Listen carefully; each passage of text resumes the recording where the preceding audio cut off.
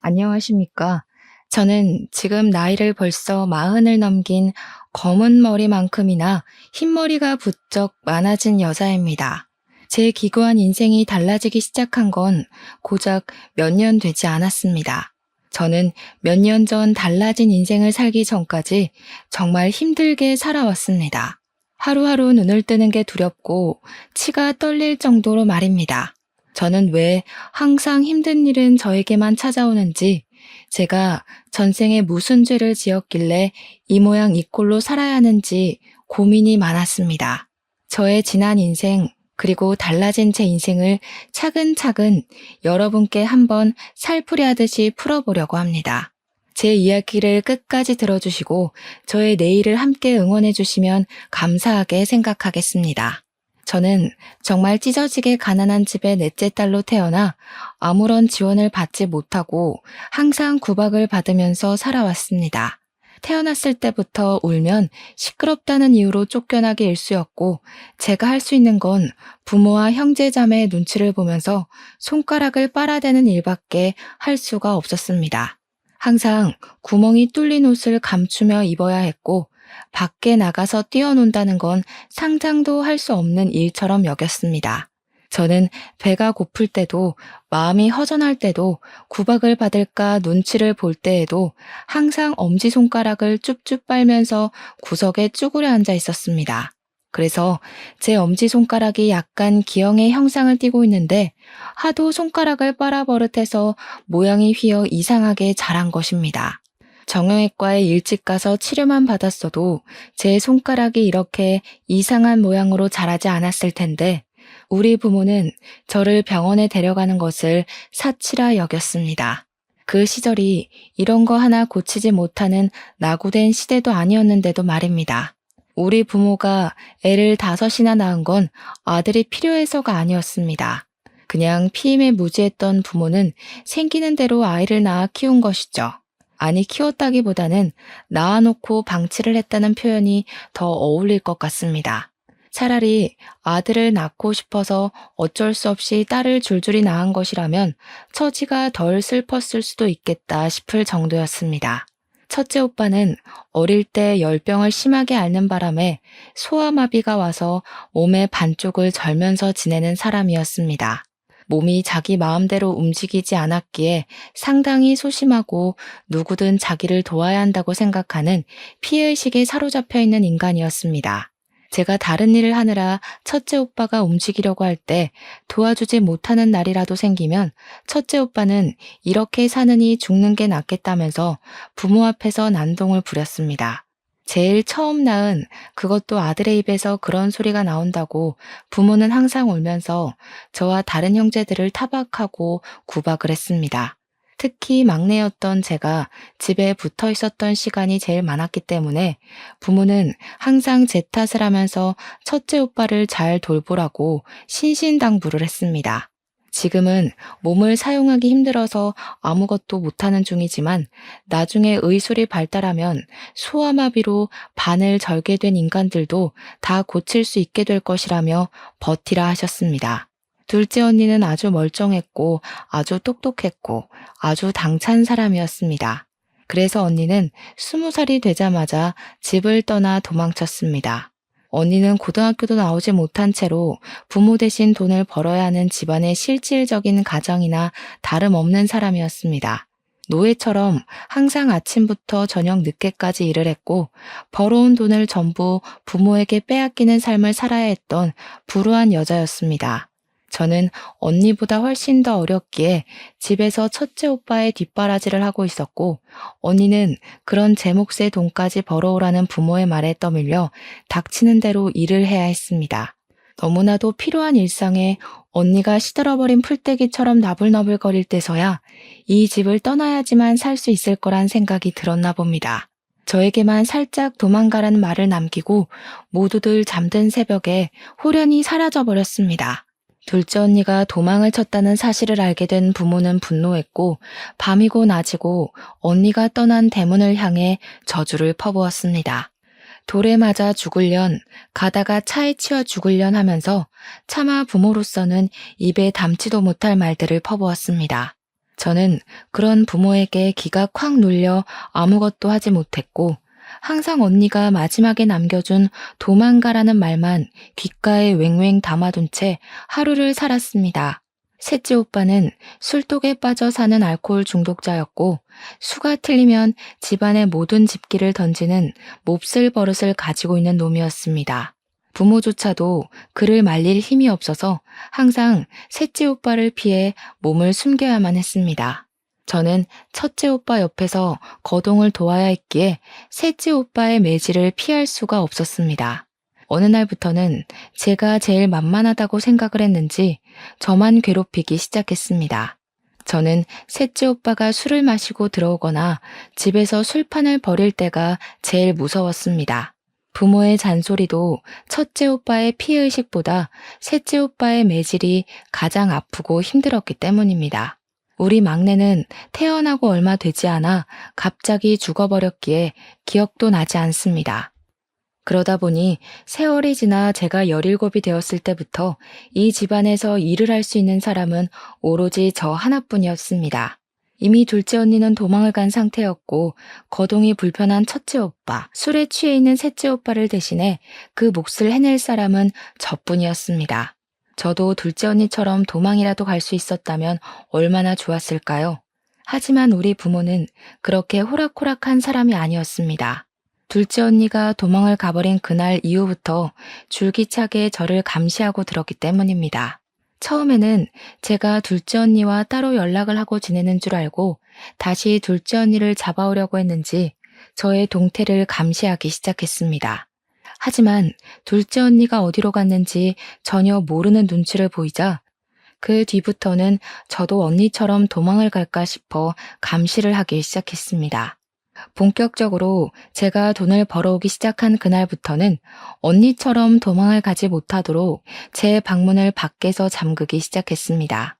언니가 도망을 가게 된 것은 본인들의 뼈저린 실수라면서 그런 실수는 한 번으로 족하다고 말했습니다. 저는 밤에는 화장실조차 갈 수 없었습니다. 제 방문에 밖에서 잠겨 있었기에 방문을 열 수가 없었기 때문이었습니다. 항상 제 방에는 낡은 요강이 들어있었고 야밤에 화장실이라도 가고 싶으면 그 요강을 사용해야 했습니다. 부모가 열어주지 않으면 방 밖으로 나갈 수 없었으니 아침에 일을 나가야 할 시간이 되어 문이 열리면 그제야 그 좁은 방을 탈출할 수 있었습니다. 제 방 창문에는 쇠창살까지 달려 있었습니다. 제가 작고 왜소한 체형을 가지고 있었기에 창문으로 탈출할지도 모른다는 두려움이 있었던 겁니다. 도대체 이게 부모로서 할 일이 맞습니까? 저는 정말 사육당하는 동물처럼 그 집에서 돈 벌어오는 기계로 지내고 있었습니다. 제 나이 26살이 될 때까지도 제대로 된 교육 한 번 받지 못하고 공장에서 내도록 일만 해야 했습니다. 제가 공장에서 도망을 치면 되지 않겠냐 싶겠지만 그럴 수 있었다면 제가 진작 집을 떠나왔겠죠. 공장 주인이 부모님 친구분이셨는데 하루 종일 제 근처에 서서 제가 일하는 모습을 감시하곤 했었습니다. 그들에게 저는 언제든지 도망을 갈 수 있는 존재이기도 했고 배은망덕한 피가 흐르는 불손한 존재이기도 했습니다. 제 변명 같은 건 들을 생각도 없는 사람들이었고 부모는 저를 직접 출근시키고 직접 퇴근시키는 귀찮은 일을 하면서도 제가 도망갈까 쉬지 않고 감시를 했습니다. 공장에서 화장실을 갈 때도 항상 2인 1조로 다녀야만 했고요. 제가 힘듦을 토로할 때마다 더 열심히 하라는 채찍질만 저에게 돌아왔습니다. 그렇게 번 돈은 모조리 우리 부모의 통장으로 꽂혔기 때문에 제 주머니에는 떡볶이를 사 먹을 돈 1,000원도 없었습니다. 매일 똑같은 하루가 반복되다 보니 오늘이 무슨 요일인지도 모르고 살던 어느 날 저에게 뜻밖의 기회가 찾아오게 되었습니다. 공장을 사찰하러 온 본사 직원의 눈에 제가 딱 들어오게 되었던 것입니다. 근속도 매우 좋고 야근이고 특근이고 빠짐없이 참여하고 공장에서 저만큼 오랜 시간 꾸준히 일을 했던 사람도 없었던 것입니다. 제 나이 17살 때부터 일을 시작했으니 10년이나 단 하루도 쉬지 않고 근속을 이어간 아주 성실한 인재였던 것입니다. 그러니 본사 직원이 제 근속을 보고 스카우트 제안을 해온 것입니다. 월급을 올려줄 테니 수도권으로 올라올 생각이 없냐는 것이었습니다. 월급이 지금보다 오른다 한들 제 주머니 속으로 들어오는 것이 아니었기에 제겐 그리 솔깃한 제안은 아니었습니다. 특히 우리 부모는 제가 도망을 가기라도 할까봐 죽어도 안 된다고 했는데 본사 직원은 이상하게도 저에게 집착을 하기 시작했습니다. 본사 직원이 뭐가 아쉬워서 저를 자꾸 데리고 가려고 하는지 이해할 수 없었는데 저도 하루 이틀 생각을 해보니까 본사로 가게 된다면 이 지긋지긋한 생활을 청산할 수 있을 것 같았습니다. 일단 부모의 감시를 피하기 훨씬 쉬워질 테고 부모의 두려움처럼 제가 도망을 갈 수 있는 틈이 생기지 않을까 싶었던 것입니다.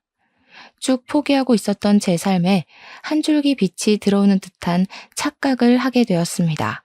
저는 본사 직원에게 몰래 가고 싶은 마음이 있으니 우리 부모를 조금만 더 설득해달라고 부탁을 했고 본사 직원은 의아해하면서 저희 집을 방문했습니다. 제 의지만 있으면 충분히 수도권 공장으로 옮길 수 있는데 왜 그 나이를 먹도록 부모의 허락이 필요하다고 하는 건지 이해를 하지 못한 것이겠죠. 하지만 본사 직원이 집을 방문해서 부모에게 이야기하러 왔다가 집안 꼴을 보고 무척이나 놀란 것입니다. 술에 취해서 부모도 못 알아보는 둘째 오빠와 몸이 병신인 첫째 오빠, 거기다가 제 방문 바깥에 달린 걸쇠를 보고 얼굴이 점점 굳어가더군요. 당연히 제가 학대를 당하고 있다고 생각을 했던 본사 직원은 바로 경찰에 신고를 했고 경찰이 집에 방문해서 제 방의 걸쇠와 제 방 창문의 쇠창살을 보고 사진을 찍더군요. 제 증언을 토대로 제가 오랜 시간 학대를 당하고 있었다 판단한 경찰은 부모를 고소하자고 했고 저는 든든한 그들을 방패 삼아 부모를 고발하게 되었습니다.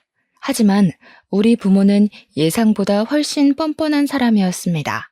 재판부에서도 저의 편을 들어주지 않아 감옥에 가지 않고 집행유예로 풀려나게 되었어요. 꼼짝없이 그 집에 갇히게 되겠구나 하고 생각했으나 한 가지 다행인 건 저에 대한 접근 금지 조치가 취해졌다는 것이었습니다. 하지만 우리 부모의 협박은 계속되었습니다. 저와 접근을 할 수 없으니 꾸준히 다른 사람을 통해 수도권으로 올라간다 하더라도 돈을 보내라는 협박을 했습니다. 돈을 보내지 않으면 어떻게 해서든 저를 찾아가 죽여버릴 거라며 협박을 했습니다.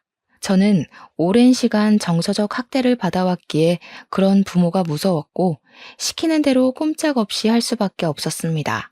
수도권 공장 기숙사에 들어와 일을 하면서 모아둔 돈은 하나 없었고 밥 한 끼를 사 먹을 돈이 없는 날이 많아서 점심은 공장에서 주는 밥을 먹고 저녁은 물로 배를 채우면서 일을 했습니다. 회식하는 날만큼 즐거운 날이 또 없었죠. 그렇게 28살이 되었을 때 공장 직원 중 한 명이 저를 빤히 지켜보는 듯한 착각이 들었는데 어느 날 저에게 말을 걸더라고요. 혹시 제가 사채를 쓴 건가 싶어서 도울 일이 있을까 해서 말을 걸었다고 하더라고요. 왜 밥을 먹지 않는 거냐고 공장에서 지급하는 점심밥만 먹지 않냐고 하더라고요.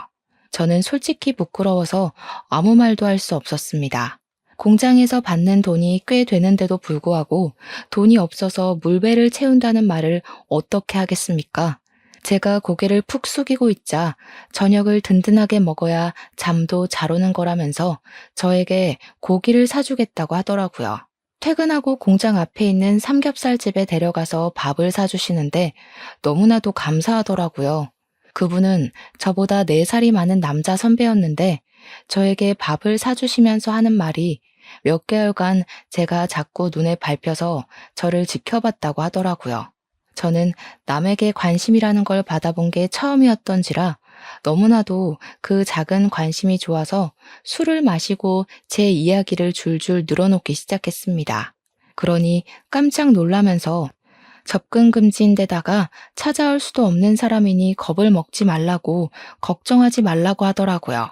돈을 안 붙여도 되지 않겠냐고 기숙사 자체도 외부인이 들어올 수 없으니까 급여 통장부터 바꿔버리라고 했습니다. 제 노력으로 번 돈을 왜 가족에게 전부 쏟아붓고 있냐고 그렇게 한다고 한들 그 사람들이 감사해할 것 같냐고 하면서 미련하다 하더라고요.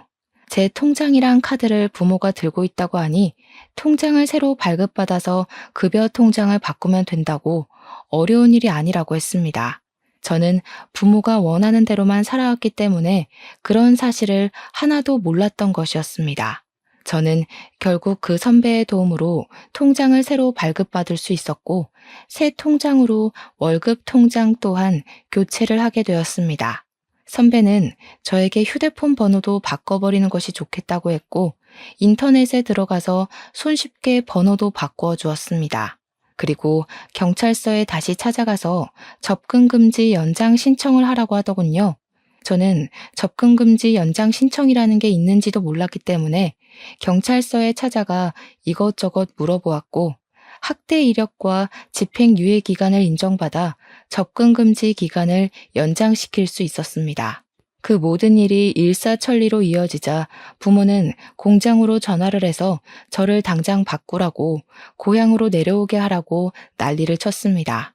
하지만 부모의 생때는 저에게나 통했던 것이지 남들에게는 그냥 정신 나간 진상인간들로밖에 보이지 않았던 것입니다.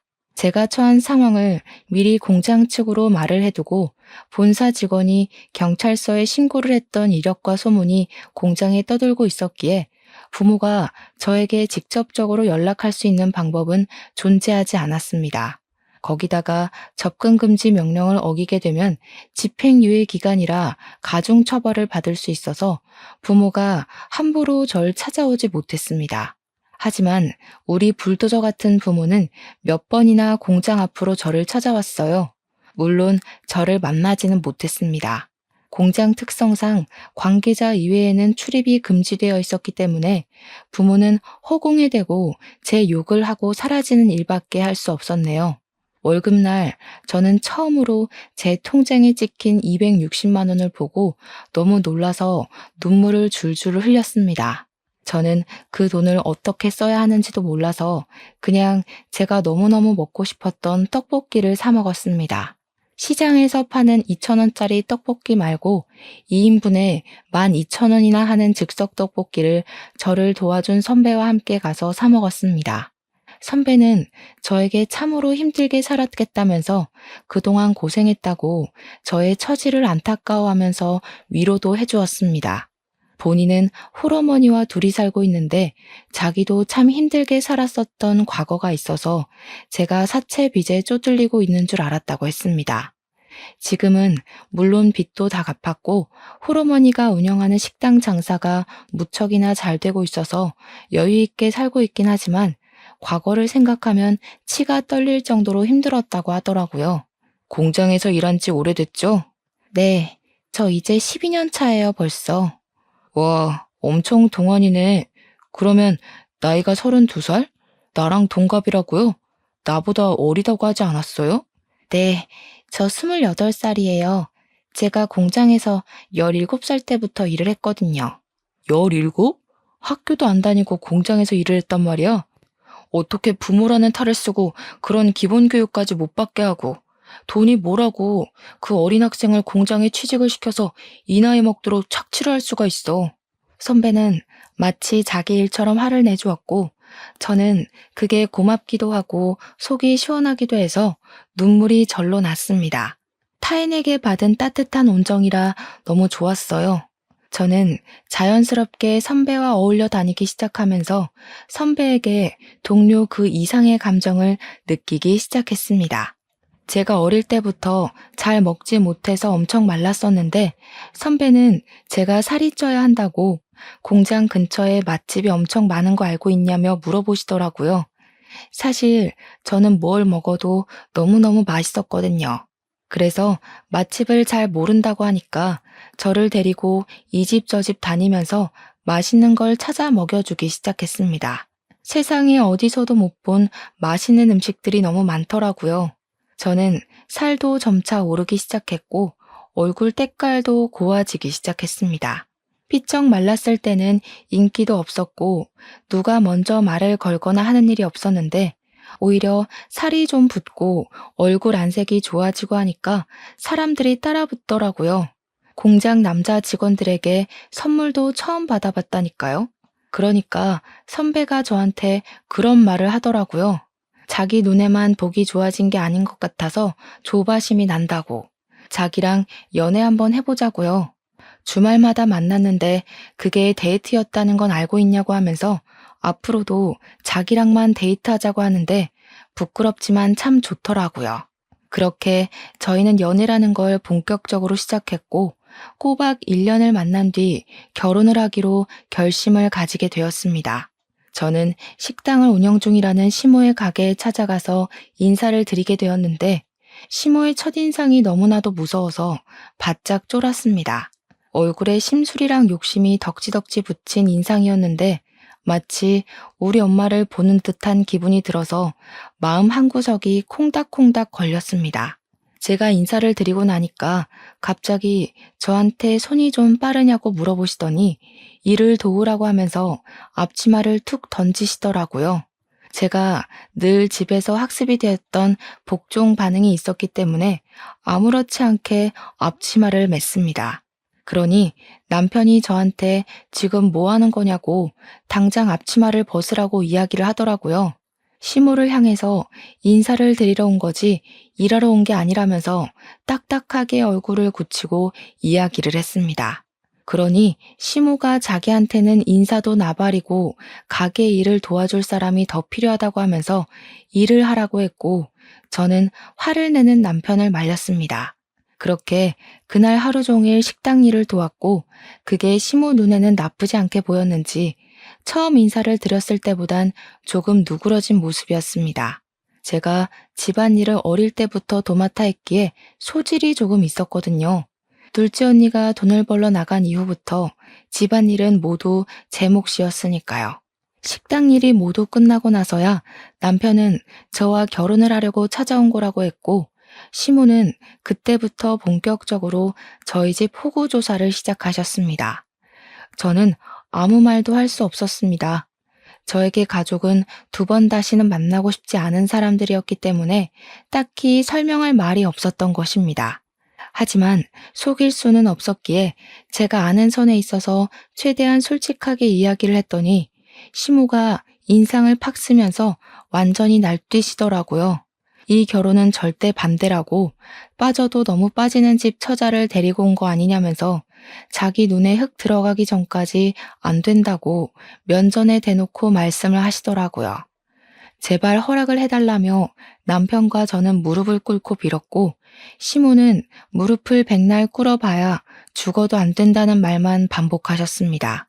시모의 결사반대에도 불구하고 저와 남편은 헤어질 수 없어서 결국 저희는 혼인신고부터 해버리자는 마음을 가지게 되었습니다. 결국 결혼식도 올리지 않고 혼인신고를 먼저 했고 기숙사를 나와 신혼집을 얻어 살림을 차렸습니다. 당연히 이야기를 전해들은 시모는 머리를 싸매고 누웠고 저희 신혼집을 찾아와 세간 살림을 다 뒤집어 엎으면서 화를 내셨습니다. 지금이라도 혼인신고 취소하고 엄마가 골라주는 여자 만나서 장가가라고. 하필이면 만나도 저런 불행덩어리를 만나. 시모의 말에 상처를 받았지만 저는 포기하지 않고 시모에게 잘 보이고 싶어서 열심히 노력을 했습니다. 시모의 음식점 장사가 엄청나게 잘 되고 있었기 때문에 항상 일손이 부족했거든요. 일하는 사람들이 꽤 있음에도 주방 일은 항상 밀려 있었습니다. 그래서 저는 일부러 주말에 공장을 쉴 때마다 시모의 가게에 찾아가서 일을 하기 시작했습니다. 처음에는 주걱으로 제 등을 때리면서 나가라고 꼴도 보기 싫다고 혼을 내셨지만 제가 꿋꿋하게 버티면서 꾸준히 찾아와 일을 하니까 일을 하는 동안에는 내버려 두시더라고요. 저는 예쁨을 받으려고 노력하는 짓을 금방 그만두었지만 꾸준히 식당 일은 도우면서 남편 얼굴에 먹칠은 하지 않으려고 노력했습니다. 그렇게 애매하게 허락을 받은 것도 아니고 내쳐진 것도 아닌 채로 주말마다 열심히 일을 하고 있었던 어느 날이었습니다. 그날은 평일에 하루 미뤘던 연차를 쓰고 시모 식당에서 일을 하고 있었는데 시모가 어느 테이블에 가더니 너무 반갑게 인사를 하시더라고요. 우리 공무원 선생님들 하면서 밥 먹으러 왔냐고 저에게는 한 번도 보여주신 적 없는 살가운 얼굴을 하시더라고요. 슬쩍 보니까 대여섯 명이 밥을 먹으러 왔는데 시모 말에 의하면 공무원으로 일하는 사람들인 것 같더라고요.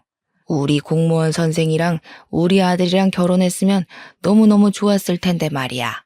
그러니 여자 공무원이 자기 남자친구 있다고 아드님도 좋은 사람 만나겠죠 하면서 말을 돌리시더라고요. 저는 씁쓸한 마음을 감추고 공무원이 안정적인 직장이긴 하지 하면서 속내를 삼키고 있는데 슬쩍 본 얼굴이 이상하게 낯이 익더라고요. 가까이 다가가서 보니까 글쎄 연락이 끊긴 지 십수년이 지난 우리 둘째 언니가 떡하니 앉아있는 게 아니겠습니까? 제가 놀래서 언니 하고 부르니까 언니도 눈이 커다랗아져서는 진서야 하면서 제 이름을 부르더라고요. 언니, 우리 진이 언니 맞아? 언니, 아이고 진서야, 어떻게 살았어? 여기는 어떻게 온 거야? 가족들 전부 이쪽으로 이사 온 거야? 그런 거야? 아니야 언니, 난 집에서 도망쳤어. 혼자 여기 와서 지내고 있고. 주변 사람들이고 시모고 전부 둘이 어떻게 아는 사이냐고 궁금해했고 둘째 언니는 제가 친동생이라며 저를 소개해 주었습니다. 언니는 그동안 궁금한 게 많았는지 저에게 어떻게 살았던 거냐고 저를 두고 혼자 도망치는 게 너무나도 마음에 걸렸다면서 눈물을 글썽였습니다. 저는 저기 길 건너 공장에서 일을 하고 있고 여기는 우리 시어머니 가게라고 이야기를 하니까 결혼까지 한 거냐면서 무척이나 놀라더라고요. 슬쩍 시모를 바라보고 반대가 좀 심하셔서 혼인신고만 하고 같이 살고 있다고 하니까 시모가 멋쩍어 하면서 무슨 말을 그렇게 하냐고 하더라고요. 언니가 반대라는 말에 눈을 뾰족하게 뜨더니 시모한테 한 소리를 하더라고요. 사장님, 아니 사돈어르신, 지난번에 음식점 위생 문제로 큰일 치를 뻔하셨던 거 기억하시죠? 그거 저희 공무원들이 지역 발전을 위해서 주위 상권들 전부 최대한 유하게 마무리해드렸고요. 그러니 시모가 우리 언니한테 쩔쩔매면서 잘 알고 있다고 이야기를 했습니다. 앞으로 우리 동생 시집살이 너무 시키지 마시고 잘해주세요. 우리 동생 정말 고생하면서 힘들게 컸습니다. 저는 언니가 제 편을 들어준 것에 감동을 받아 눈물을 찔끔 흘렸습니다. 그리고 언니에게 제가 당했던 일들을 전부 털어놨어요. 부모가 쇠창살을 달고 저를 감금시킨 것, 10년 동안이나 노동 착취를 당했던 것들 말입니다. 지금은 접근 금지 신청을 해놓고 찾아오지도 못하게 연락처도 바꾸고 살고 있다고 하니까 언니가 아주 똑부러지게 잘했다면서 저를 칭찬해 주었습니다. 그렇게 언니랑은 연락처를 교환했고 서로 안부를 물어보면서 지내게 되었는데 항상 행복이 시작되면 사건이 터지더라고요. 제가 일을 하는 공장에는 여러 가지 조가 있었는데 저는 주 5일만 일하는 주간조였고 남편은 교대 근무를 하고 있었습니다. 남편이 그날은 밤 9시쯤 퇴근을 하는 날이라서 저녁 식사를 미리 준비해 놓고 남편을 기다리고 있었습니다. 평소보다 30분 일찍 8시 반쯤 현관벨이 울리길래 남편이 일찍 퇴근을 했나 싶어서 별 의심 없이 문을 열었는데 우리 부모가 떡하니 대문 앞에 서 있더라고요. 저는 놀래서 문을 닫으려고 했지만 부모가 한 발 더 빨랐고 제 머리채를 쥐어뜯으면서 문을 열고 밀고 들어왔습니다. 저한테 망할 년이니 못돼 처먹은 년이니 하면서 저를 막 이리저리 끌고 내동댕이 치고 발길질을 시작했습니다. 당신들 지금 접근금지 명령을 어긴 거야. 내가 경찰에 신고할 거야. 참나, 너 시간 개념 없는 건 여전하구나. 그거 어제 끝났어 멍청이야. 제가 결혼을 하고 접근금지가 끝나가는 걸 체크하지 못했던 것입니다. 신혼생활이 즐겁고 주말이고 평일이고 일하느라 바빠서 신경을 쓰지 못했던 거죠. 저는 망연자실한 기분을 맛보게 되었습니다. 미리미리 연장을 했어야 했는데 제가 너무 바보같이 행복감에 젖어 지냈던 것이었죠. 너 혼자 이런 집에서 잘 먹고 잘 살면 장땡인 줄 알아? 너 부모가 네 오빠들이 어떻게 지내는지도 모르고. 그러지 말고 당장 짐 싸. 당장 내려가게. 도대체 내가 여기서 지내는 건 어떻게 알고 찾아온 거야? 등본만 떼도 싹 다 나오는 걸 아직 모르고 살았니? 내가 가긴 어딜 가. 여기가 내 집이야. 나 결혼도 했고, 이제 당신들이랑 같이 살면서 노예처럼 굴지 않을 거야. 나도 내 인생을 살 거라고. 제가 악다구니를 쓰는 사이에 우리 남편이 퇴근을 해서 집으로 돌아왔고 집안 꼴을 보고는 놀래서 거실로 들어왔습니다. 제가 주저앉아서 엉엉 울고 머리는 산발해서 있으니까 남편이 저에게 다가왔는데 그 순간 우리 아빠가 남편의 뺨을 세차게 쳤습니다. 네가 우리 딸을 꼬여낸 못된 놈이냐면서 소리를 지르고 남편은 이거 다 폭력이라고 신고하겠다고 맞서 싸웠습니다. 경찰을 부르겠다는 소리에 부모가 덜컥 겁을 먹었는지 잠시 조용해지더라고요. 자기들이 한 일이 불법적인 일이라는 걸 잘 알고 있는지 말로 하자고 하더니 남편과 저에게 무리한 요구를 시작했습니다. 우리도 돈만 꼬박꼬박 보내주면 이럴 일 없어. 매달 200만 원씩만 보내주면 우리도 조용히 고향 내려가서 살게. 도대체 200만 원이 네 집 개 이름입니까? 제가 한 달에 버는 돈이 잔업 다 해야 260만 원인데 어디서 200만 원을 달라고 하는 건지. 저는 절대로 못 준다고 날강도가 따로 없다고 바락바락 대들었습니다. 우리 남편도 제 의견에 동의를 하는지 그렇게는 드릴 수 없다고 이야기를 했습니다. 그러니 부모가 저를 낳고 키움값 받는 건데 뭐가 문제냐고 당당하게 말을 하는데 도대체 저를 키우는데 돈을 얼마나 썼다고 그런 말을 하는 건지 어이가 없더라고요.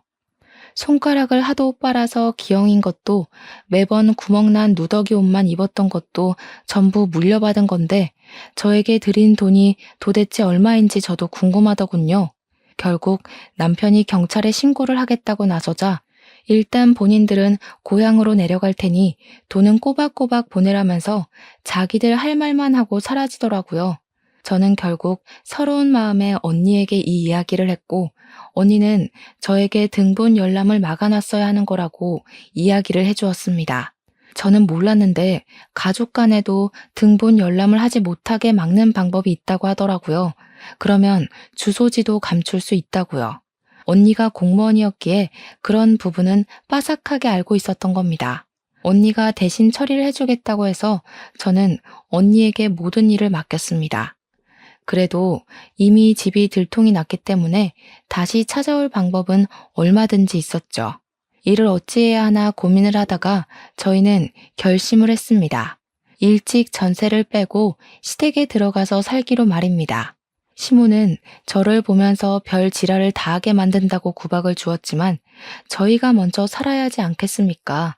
언제든지 부모가 저를 찾아와서 난동을 부릴 수 있다는 불안감을 가지고 살고 싶지 않았습니다.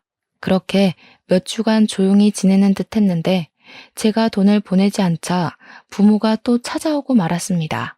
집을 찾아가도 사람 사는 냄새가 나지 않자 저희가 어디에 사는지를 알아내기 위해서 공장 앞에서부터 대기를 타고 미행을 하기 시작했던 것입니다. 저는 일찍 퇴근을 해서 부모와 마주치지 않았는데 우리 남편은 교대조로 근무하고 있었기 때문에 부모가 남편을 발견하고 미행을 했던 것입니다. 우리 남편은 그걸 집에 돌아오는 중간쯤에 눈치를 챘고 바로 시댁으로 오지 않고 빙빙 돌면서 부모를 따돌리려고 했습니다. 그러다가 결국 차도 앞에서 미행을 눈치챈 남편을 붙잡고 돈을 내놓으라며 실랑이가 벌어지게 되었던 것입니다. 우리 아빠가 계속해서 돈을 못 주겠다고 강짜를 부리자 열이 받아 남편을 확 밀쳤는데 그대로 도로에 떠밀리면서 사고가 난 것입니다. 신고를 받고 쌩하게 달려오던 큰 트럭에 우리 남편이 받치게 되었고 놀란 사람들이 119에 신고를 해서 긴급으로 이송이 되었지만 결국 그대로 눈을 감게 됐어요. 그곳이 큰 도로였고 트럭 운전수를 비롯해서 길거리에 있던 사람들이 전부 목격한 사실을 증언을 해주었습니다. 우리 부모는 상해죄가 아닌 살인죄로 재판을 받게 되었고 남편을 밀쳐서 사망하게 한 아빠는 징역 30년형을 받았습니다. 옆에서 같이 거들었던 우리 엄마는 끝까지 자기는 고의가 아니었음을 주장했지만 공모를 한 혐의가 인정되어 20년형을 받게 되었습니다. 둘 다 억울하다고 하면서 항소를 하겠다고 난리를 쳤지만 변호사 비용도 없는 그 인간들이 뭘 할 수 있겠습니까? 장애가 있는 아들이 있다고 눈물로 읍소를 하며 자기들이 20년, 30년 감옥에 살면 나라가 자기 아들을 죽이는 거라고 난리를 쳤습니다. 하지만 법원에서는 보호시설로 아들들을 옮기면 되지 않겠냐는 결정을 내리고 받아주지 않았습니다. 거기다가 저를 학대하고 접근 금지가 끝나자마자 저를 찾아와 난동을 부렸던 점까지 연결이 되면서 가중처벌을 받게 되었습니다. 하지만 그런 처벌을 받았다고 제 마음이 누그러지거나 풀리는 것은 전혀 없었습니다. 저는 하루아침에 남편을 잃은 과부가 되었고 하루하루 눈을 뜨는 게 괴로웠습니다. 더욱더 괴로웠던 건 제가 시댁에서 시모와 함께 지내고 있었다는 사실이었습니다. 시모는 하나뿐인 아들을 저 때문에 잃게 되었다면서 저를 볼 때마다 분노에 가득 차 있었습니다. 제가 죽었어야 했는데 자기 아들이 죽었다며 저를 원망했습니다. 하지만 가해자가 제 부모인데 제가 뭘 어쩌겠습니까? 저는 하염없이 눈물만 흘렸죠. 시모는 결국 저에게 집을 나가라고 했습니다. 그런데 글쎄 그 와중에 남편의 사망보험금에 대한 존재를 알게 됐습니다. 남편이 사망보험금을 제가 받을 수 있게 가입을 해줬었는데 그걸 시모가 알고 보험금을 내놓으라며 악다구니를 쓰기 시작했습니다. 우리 아들 목숨값을 왜 가해자 딸인 네가 받냐? 당장 내놔. 그 돈으로 네가 행복하게 사는 꼴 나는 죽어도 못 본다. 내가 마지막으로 기회를 줄 테니 그 보험금을 내놓고 너는 어디 다른 집에 채취자리 마련해 줄 테니 그쪽으로 가. 그러면 저에게 사거리 지나서 있는 대형 고깃집 사장 아들이 장애가 있는데 그 집 며느리로 들어가면 돈 걱정은 없이 살 수 있을 거라고 하더군요. 첫째 오빠가 장애가 있다고 하지 않았냐면서 딱 맞는 자리라고 남편 보험금을 내놓고 저는 그 집에 들어가서 살라는 겁니다. 시모가 도대체 무슨 자격으로 저에게 이런 요구를 하는지 어이가 없어서 죽어도 싫다고 하자 그러면 보험금 내놓고 자기 집에서도 나가라고 했습니다. 어머님은 돈도 많으시면서 도대체 남편이 저에게 남겨준 보험금을 탐내시는 거예요? 애초에 난 네가 마음에 들지 않았다. 어느 한 구석도 눈에 차는 곳이 없었어. 우리 아들 목숨값으로 네가 먹고 놀고 하는 거 생각하면 기분이 더러워서 자다가도 벌떡 일어난다, 내가. 그 말에 저는 그냥 시모에게 사망보험금으로 받은 1억을 줘버리고는 다시 공장 기숙사로 돌아와 일을 하기 시작했습니다. 기숙사에 다시 들어오니까 남편이랑 살았던 그 집이 너무 그립고 제 처지가 너무 불쌍하게 여겨졌어요. 그때 우리 둘째 언니가 저에게 많은 힘이 되어 주었습니다. 저한테 공장에서 허송세월 보내지 말고 공무원 준비를 해보는 게 어떠냐고 하더라고요. 새로운 거에 도전하면 회복이 될지 안 될지 어떻게 알겠냐고 하면서 도전을 해보라고 하길래 저는 냅다 족쇄 같은 공장을 그만두게 되었습니다. 근속 연도가 꽤 있었기에 퇴직금 받은 걸로 작은 방을 하나 구해서 언니의 조언대로 공무원 시험 준비를 시작했습니다. 제가 고등학교도 졸업하지 못한 중졸이었기에 공부하는 게 정말 쉽진 않았습니다. 그렇게 1년간 검정고시 준비를 했고 공무원 시험을 3년이나 준비를 한 뒤 결국에는 당당하게 합격을 하게 되었습니다. 지방직으로 합격을 했던 터라 저는 전라도 순창에 있는 작은 동사무소에 발령을 받게 되었고 저는 또다시 타지로 떠나게 되었습니다. 36의 나이에 신입으로 일을 한다는 게 참 힘들었지만 정이 많은 사람들 덕분에 보람이 차기도 했습니다. 그렇게 나이가 40을 넘기고 저는 그 마을에 완벽하게 적응을 해서 열심히 봉사도 다니고 일도 하면서 하루를 바쁘게 살았습니다. 언니와는 간간히 연락을 하고 지냈고 여전히 그 동네에서 살고 있는 언니에게 많은 이야기를 듣게 되었습니다. 제가 제일 놀랐던 이야기는 시모의 식당에 불이 나는 바람에 갑자기 식당이 사라지고 어느 날부터 시모 또한 보이지 않는다는 이야기였습니다. 분명 불이 난 이후에 시모를 2번 봤었는데 이사를 간 것인지 뭔지 갑자기 동네에서 사라졌다고 하더라고요. 저는 궁금한 마음에 찾아가 볼까 생각을 하기도 했지만 저에게 그다지 좋았던 사람은 아니라서 그런 수고를 하진 않았습니다. 어느 날 지자체 프로그램으로 치매 요양원에 봉사를 하러 가게 되었는데 전라도 광주에 있는 요양원이었습니다.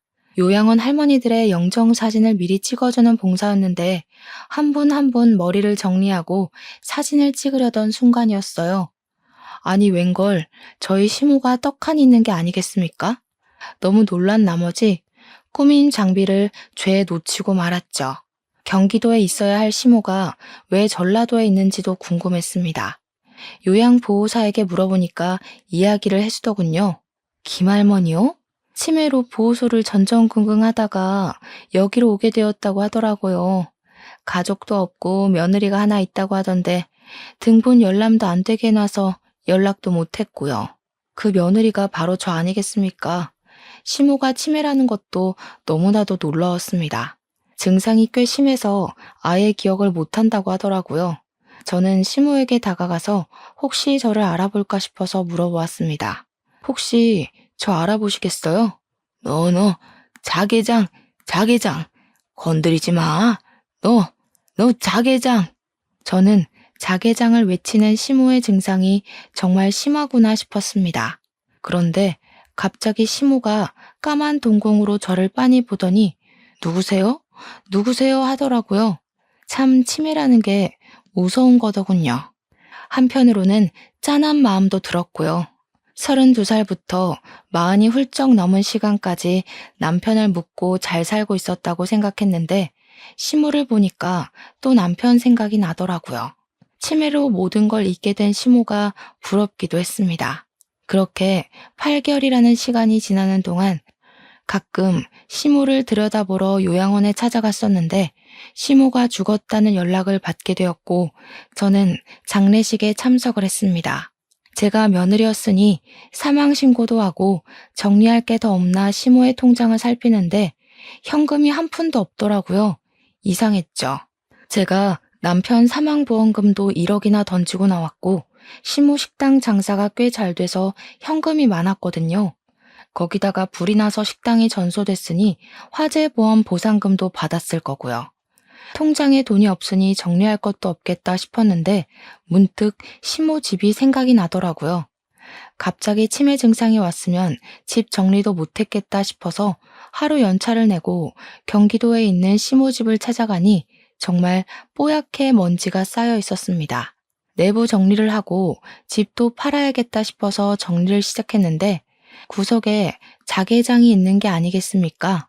시모가 저를 보고 자개장 했던 것이 생각이 나서 이리저리 보니 자물쇠로 입구가 잠겨 있던 것이 녹이 많이 쓸어 살짝만 힘을 줘도 열리더라고요. 근데 그 자개장 안에 글쎄 현금 다발이랑 금괴가 있는 게 아니겠습니까? 저는 너무 놀라서 입을 떡 벌렸습니다. 시모가 은행도 못 믿은 건지 돈이 생기면 전부 금으로 바꾸고 현금을 다발로 모아서 넣어두었던 겁니다.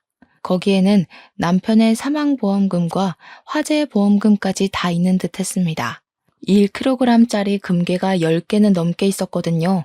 저에게 마지막에 자개장이라고 외친 게 저에게 이걸 주려고 했던 건지 절대 뺏기지 않겠다고 한 건지는 모르겠지만 저는 그것들을 전부 들고 나왔습니다. 우리 남편의 목숨값을 찾았다고 생각하니 차마 쓰진 못하겠더라고요. 그래서 저는 제 노후 자금이라 생각하고 아껴 쓰고 남은 돈을 억울한 사람들, 저처럼 가족들에게 피해를 입은 사람들을 위해 사용하기로 마음을 먹었습니다. 제 기구했던 인생이 그 지기장 하나로 달라지기 시작했고 저는 그 이후 매년 기부를 하면서 지내고 있습니다. 지옥과도 같았던 인생이었지만 끝은 이렇게 꽃 만개하는 봄처럼 다가왔어요.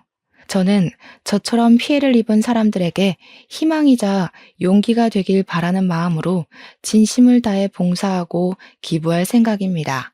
여러분들도 욕심 부리지 않고 좋은 뜻으로 사람을 대하면 언젠간 봄날이 오지 않을까요?